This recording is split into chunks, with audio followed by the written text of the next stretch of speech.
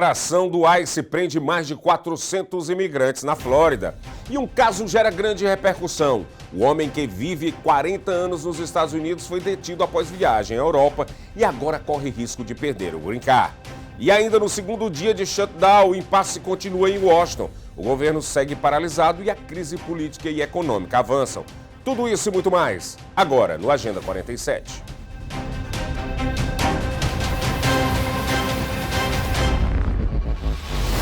Olá, está no ar o Agenda 47. Estamos presentes em várias plataformas para que você fique sempre bem informado. Em todos os Estados Unidos e Canadá, pela SPT Television SIC Internacional. Também na plataforma de streaming SPT Plus. E claro, no nosso canal no YouTube Seabra Brazilian Television. Aproveita, se inscreva agora mesmo, comente, compartilhe e assine o sininho das notificações para não perder nada em nosso canal. Informação de qualidade, credibilidade e conexão direta com a nossa comunidade, onde quer que você esteja. Em uma das operações mais amplas dos últimos meses, o ICE prendeu mais de 400 imigrantes indocumentados na Flórida. Segundo autoridades, o foco foi pessoas com antecedentes criminais ou ordens de deportações ativas. A ação envolveu autoridades federais, estaduais e agências locais sob o programa 287G, que permite cooperação entre forças imigratórias e polícias estaduais. Críticos alertam para o risco de detenções indevidas, especialmente de pessoas sem histórico criminal, e questionam as condições dos centros de detenção no estado da Flórida. Um homem que vive nos Estados Unidos com green card há quase 40 anos foi detido pela agência de imigração, o ICE, ao retornar de uma viagem à Europa. A ação provocou protestos da família e reabre debate sobre o poder de revogação do status de residente permanente. O caso de Owen Hamsch, que imigrou da Holanda em 1986, com condenações antigas por posse de drogas, agora enfrenta possível deportação. Agora, sua luta é para comprovar que cumpriu a lei desde então e o cartão foi renovado com tudo corretamente. Agentes federais dos Estados Unidos prenderam um homem na sede do ICE em Portland na última quarta-feira. De acordo com as autoridades, o alvo era procurado por ter lançado tinta vermelha no prédio do ICE. Ele foi detido e arrastado para dentro da instalação. O caso ocorre no momento de tensões crescentes entre manifestantes e autoridades em torno do prédio do ICE em Portland, no Oregon. Ainda falando de Portland e desses manifestos que estão acontecendo, agentes federais e manifestantes se enfrentaram na frente de um centro de detenção do ICE em Portland, no Oregon. A menos de 4 pessoas foram detidas duramente durante esse episódio. As imagens registradas mostram o momento em que os agentes utilizam forças para impedir o avanço dos manifestantes, gerando agitação e tensão no local. Esse confronto ocorreu na quarta-feira à noite, seguida de protestos contra o envio de tropas federais à cidade, uma medida controversa que é ordenada pelo governo Trump para reforçar a proteção de instalações do ICE naquela região. Em Chicago, advogados do Centro Nacional de Justiça do Imigrante alegam que agentes federais do ICE violaram a lei ao deterem uma família de 4 pessoas neste final de semana no Millennium Park. Documentos judiciais afirmam que a ação descumpriu um acordo federal de 2022, o chamado Constantinian NAV, que limita prisões sem mandado em áreas públicas. As autoridades de imigração ainda não comentaram oficialmente, mas a família já foi liberada após dias de custódia. O cidadão americano nascido nos Estados Unidos entrou com ação contra o governo federal após ter sido preso 2 vezes por agentes de imigração, mesmo portando documentos válidos. Leonardo Garcia Venegas acusa discriminação e violação da 4ª emenda, que protege contra buscas e apreensões irrazoáveis. A ação é proposta como class action para representar quem está trabalhando em canteiro de obras e sofrendo a si mesmo, o Departamento de Segurança Nacional rebateu. Cidadãos só seriam detidos se obstruíssem o trabalho dos agentes. Um protesto contra operações do ICE em Upton, Massachusetts, terminou de forma curiosa na última sexta-feira, dia 27. Enquanto reclamavam da ação de agentes que faziam uma prisão, uma manifestante esqueceu de colocar o carro em ponto morto e puxar o freio de mão. O veículo deslizou sozinho e caiu em um lago próximo, afundando em poucos instantes. Nas imagens que viralizaram, é possível ouvir um observador comentar, abre aspas, bom, que azar, olha, Lucy, o carro dela se perdeu, fecha aspas. Enquanto o automóvel desaparece nas águas, não há informações de feridos. Este incidente surpreendente reforça a tensão entre autoridades de imigração e grupos de apoio aos imigrantes na região de Massachusetts.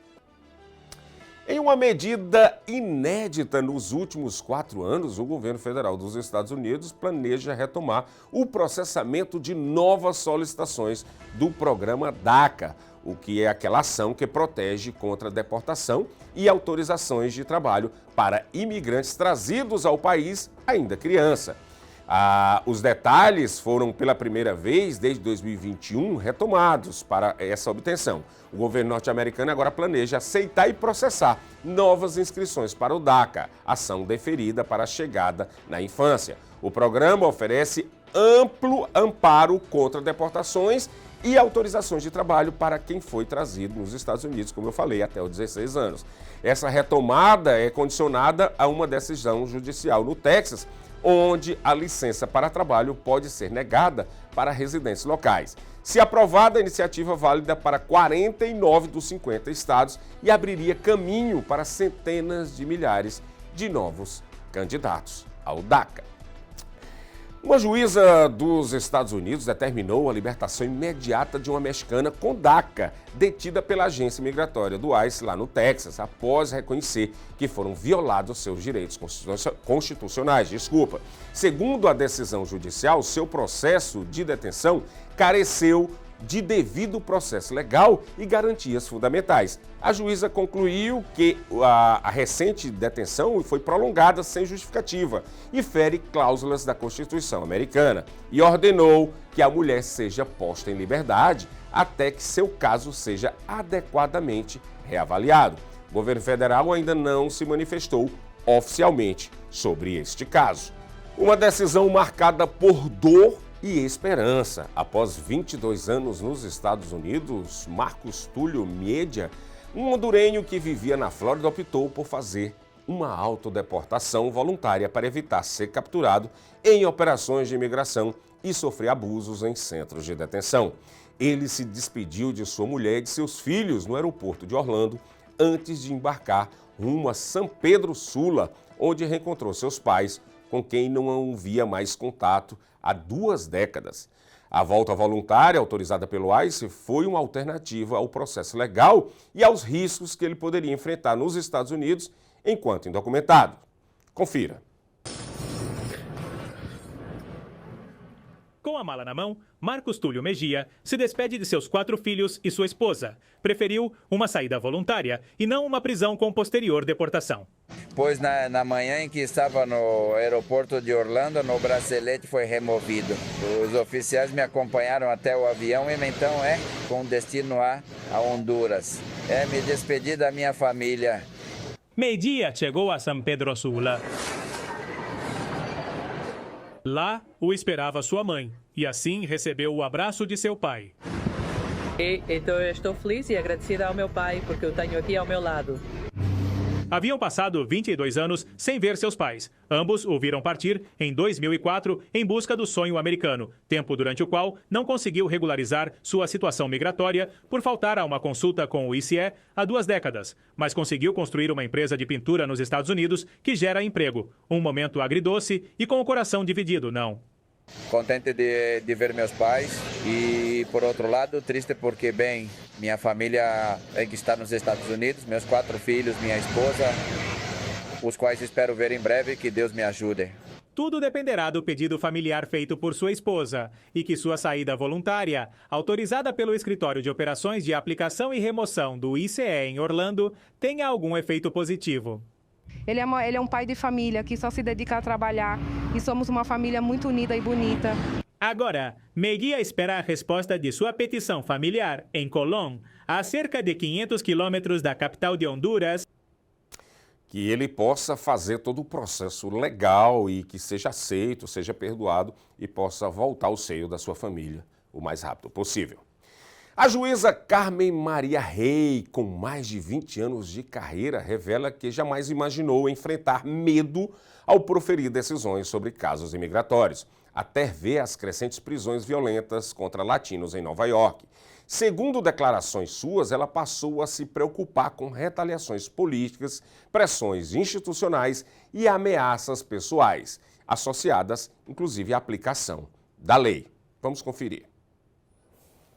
Tenho medo de ver nosso povo tratado dessa forma. Carmen Maria Rey conta que em seus mais de 20 anos de carreira, nunca imaginou as coisas que testemunharia nessas últimas semanas como juíza de imigração para o Departamento de Justiça. Poucas vezes se ouvem as vozes dos juízes, mas ela diz, a situação o justifica. Estão trabalhando com medo. Todo mundo está trabalhando com medo. Sempre tendo que pensar, vão-me demitir hoje ou não? Vão-me demitir se eu tomar esta decisão ou não? Afeta como você decide os casos. Foi demitida no dia 21 de agosto, enquanto conduzia uma audiência de asilo no 26 Federal Plaza. Recebeu um e-mail. Essa carta dizia que, sob o poder do presidente, sob a Constituição dos Estados Unidos, e esse era meu último dia de trabalho. Assegura que não lhe deram nenhuma explicação. De dentro de suas salas do tribunal em Manhattan, onde o ICE realizou detenções nos corredores que se tornam violentas, juízes como ela ouvem os gritos de desespero de famílias sendo separadas à força, mesmo quando eles próprios, minutos antes, lhes aprovaram uma próxima consulta de rotina. Como o caso da mãe equatoriana, Mônica Elizabeth, que pedia clemência por seu esposo e foi empurrada violentamente por um agente. Não posso, não posso, não posso, não posso. Isto não é, assim não deveria ser, é uma detenção civil. Sobre o polêmico 10º andar, do qual ativistas têm reclamado ao denunciar que mantém os detidos por dias em más condições, amontoados, sem comida, dormindo no chão e sem acesso a advogados, por uma casualidade pôde ver a cena caótica. Pelo menos 100 indivíduos eu vi, saindo eu do tribunal, que para o elevador no 10º andar. Ficou espantada e se estou olhando para centenas de pessoas algemadas. A ICE negou a acusação, mas um tribunal federal emitiu uma ordem temporária que os obriga a melhorar as condições. De acordo com cifras do sindicato que os protege, já são mais de 80 juízes demitidos em todo o país, 6 deles aqui na cidade de Nova York, desde que Donald Trump começou seu segundo mandato. Como parte da reestruturação, o governo tem realocado centenas de juízes militares para que prestem serviço. Tenho medo de que realmente é muito mais fácil negar um caso, que é aprovar um caso. Sobre sua demissão, o Departamento de Justiça, para o qual trabalha desde fevereiro de 2022, recusou-se a comentar. Em sua conjectura pessoal, por que os demitiram? Não tenho a menor ideia. Agora estão apelando sua demissão perante a Junta de Proteção de Sistemas de Mérito. Especialistas afirmam que essa tensão reflete um cenário de criminalização crescente da imigração no país, com acusações de uso excessivo da força por agentes de imigração. Agradecer aí que essa foi uma cortesia da Telemundo Notícias. Em uma declaração que promete gerar forte repercussão, Corey Lewandowski, assessor do Departamento de Segurança Interna do governo Trump, anunciou que agentes do ICE serão enviados ao Super Bowl de 2026, onde Bad Bunny será a atração do intervalo. Segundo Lewandowski, a escolha do cantor porto-riquenho foi vergonhosa e ele o classificou como alguém que parece odiar a América.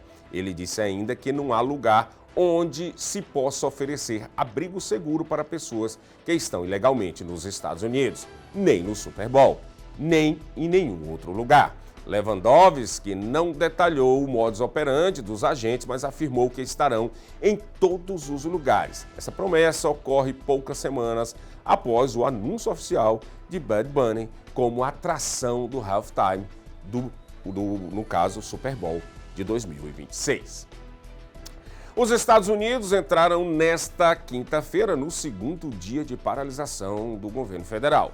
Sem qualquer sinal de acordo entre os democratas e os republicanos, o impasse centrado na renovação de subsídios de programas de saúde conhecidos como o Obamacare já afeta centenas de milhares de servidores. Alguns são colocados sem licença e sem pagamentos. Outros seguem trabalhando sem receber, sem serviços públicos de educação, meio ambiente e escritórios federais. Já sofrem cortes ou fechamentos. Até 750 mil funcionários podem ser impactados. A disputa se intensifica enquanto a sociedade americana aguarda sinais de trégua no Congresso dos Estados Unidos. A secretária de imprensa da Casa Branca, Karoline Leavitt, afirmou na quarta-feira que os democratas precisam parar de sabotar os Estados Unidos e manter o povo americano como refém, acusando-os de travar a reabertura do governo federal. Ela ainda pediu que façam seu trabalho e diz que os cidadãos esperam retornar imediatamente às atividades governamentais. Fontes oficiais apontam que a Casa Branca culpa os democratas por este impasse fiscal. Veja um trecho do que a secretária de imprensa falou. Enough is enough. Democrats need to stop sabotaging our country and holding the American people hostage in the country. Democrats need to do their jobs. The American people want the government reopened, and this is proven in a New York Times poll showing that 2 in 3 Americans say the government should not be shut down by the Democrats, even if their absurd demands are not met. Enquanto isso, a sociedade americana aguarda a reabertura do governo durante esse shutdown. Lembrando que em 2019 durou cerca de 35 dias. Hoje já estamos no segundo dia de shutdown. Vamos agora para as capas dos jornais comunitários aqui nos Estados Unidos. O primeiro é o G-News. G-News Brasília Road the World, que está aqui destacando que na Assembleia Geral da ONU, Trump criticou as políticas de imigração de outros países. A brasileira pede ajuda após o filho ser preso por agentes de imigração. Aqui, fantasma da corrupção, as condenações e escândalos que marcam a trajetória de Lula. Ele traz aqui algumas reportagens sobre Lula. Força do movimento Bolsonaro. Eduardo Bolsonaro se coloca como opção à presidência caso o pai não dispute em 2026. Isso aqui é capa do G-News do meu querido amigo Tatiano Dessa. Quero mandar um abraço aí, Tatiano Dessa está sempre ligado aí. E esse jornal ele é bem político, você pode ver que traz ali umas opiniões políticas, além da cobertura das coisas da comunidade. Vamos para a próxima? Vamos para a próxima aí? Vamos lá. Essa capa, na verdade, nem é de jornal, é da revista Brazilian Times, que sai de tempos em tempos. E a revista Brazilian Times traz aqui, ó, o sabor da persistência, a história de Roseli Reis, da roça mineira, ao sucesso nos Estados Unidos. E traz uma reportagem especial do notável Brasília Awards, que foi lá no Hard Rock Café em Manhattan, né, que foi ali na Times Square. Muito bonita a capa do jornal da revista Brazilian Times Magazine. Tá bom? Vamos agora mandar aquele abraço especial para a nossa audiência. Mandar um abraço para Rosemary Mistrello, lá na Califórnia. Celso e Inês Gonçalves, que estão nos assistindo lá em Boston. Muito obrigado pela audiência de vocês, tá bom? A gente vai acabando a Agenda 47 aqui. Peço a vocês que se inscrevam. Já estamos chegando à nossa meta ali, que era para o comecinho de outubro. Mas eu acho que até segunda-feira a gente já cumpriu nossa meta. Se vocês nos ajudar, quer chegar ali a 10 mil subscritores até segunda-feira, isso já vai ser muito bom, que a gente destrava algumas ferramentas e pode alcançar mais e mais brasileiros e portugueses que nos assistem, tá bom? Então faz o seguinte, se inscreve agora no canal, deixa o seu like ou dislike, deixa um comentário, pode falar aí qualquer coisa, sugerir inclusive pautas, vocês sugiram, olha, fala sobre isso, aconteceu isso, pode ter essa sugestão lá também, tá bom? E o principal, ative o sininho das notificações, ó, sininho das notificações, para quando lançar um vídeo novo, você ficar lá bem esperto. Logo mais às 7 horas da noite estarei de volta ancorando o Jornal Brasil News, trazendo as últimas atualizações do dia do Brasil, dos Estados Unidos, do mundo. E logo após, 1 hora depois, eu estarei com o Jornal das Comunidades. Tudo que é highlight, tudo que é manchete, tudo que acontece na nossa comunidade está no Jornal das Comunidades. Inclusive, hoje uma entrevista exclusiva com o capitão da polícia de Newark, Mike Alexandre, que vai falar da relação da polícia de Newark com a comunidade portuguesa e brasileira aqui no bairro do Iron Bond. O programa está imperdível, às 8 horas da noite. Conto com sua audiência, tá bom? Em nome da nossa equipe, vamos ficando por aqui, mas logo mais temos 2 encontros marcados aqui na Ceaba Brasília Televeja.